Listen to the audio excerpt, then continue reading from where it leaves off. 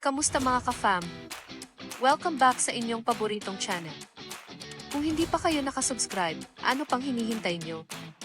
Hit that subscribe button and ring the bell para hindi nyo ma-miss ang latest chika. Mga kachika, usap-usapan ngayon online ang kumakalat na video na nagpapakita umano kay Senator Ronald Bato de la Rosa habang tila hinahabol ng mga ahente ng NBI sa loob mismo ng Senado. At dahil dito, umugong agad ang social media matapos may ugnay ang insidente sa umano'y arrest warrant mula sa International Criminal Court o ICC kaugnay ng kontrobersyal na extrajudicial killings noong nakaraang administrasyon. Habang milyon-milyon ang nanonood sa viral footage, hindi rin nagpahuli ang ilang celebrities at public personalities sa pagbibigay ng kanilang reaksyon. Isa sa mga unang nagsalita ay si Bianca Gonzalez Intal na nagpahayag ng makahulugang mensahe tungkol sa kalagayan ng bansa.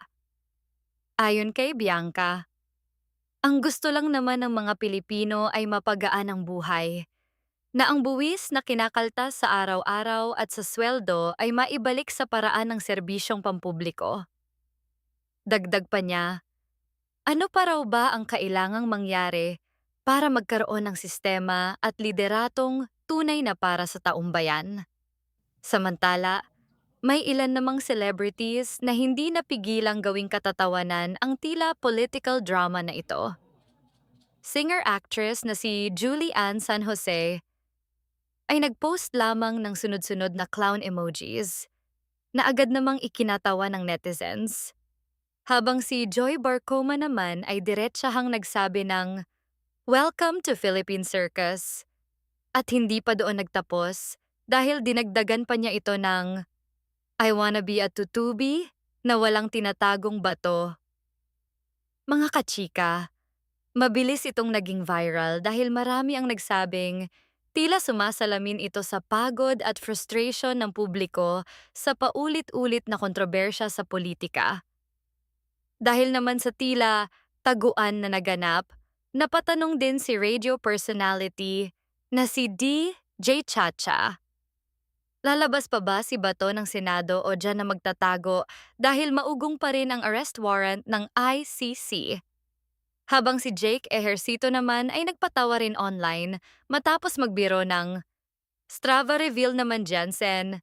Tinukoy niya ang sikat na fitness tracking app bilang biro sa umano'y mabilis na paggalaw ng senador sa loob ng Senado.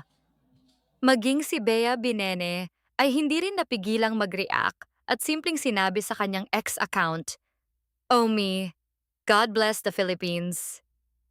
At syempre, hindi rin nagpahuli si Vice Ganda na nagpasaring din tungkol kay Senator Bato sa isang episode ng It's Showtime nitong Martes. Sabi ko kay Ann Curtis, papasok ka ba? Oh, ang sabi. Papasok ako! Oh. Pag dumating ako dyan, tatanungin nyo, ba't nandun ako? So sabi, hindi na lang papasok. Sabi. Narinig ko na yun. Sa ngayon, patuloy pa ring pinag-uusapan online ang viral video habang marami ang naghihintay kung magsasalita na ba ang kampo ng senador tungkol sa issue. Pero isang bagay ang sigurado, habang tahimik ang kampo ni Senator Bato, lalo namang lumalakas ang ingay at intriga online. At kayo mga kachika, ano ang masasabi ninyo sa sunod-sunod na reaksyon ng celebrities tungkol sa viral Senate incident? Comment down your thoughts below. Huwag kalimutan mag-like, subscribe, and hit the bell for more updates. Kita-kits ulit sa next video, mga ka-fam.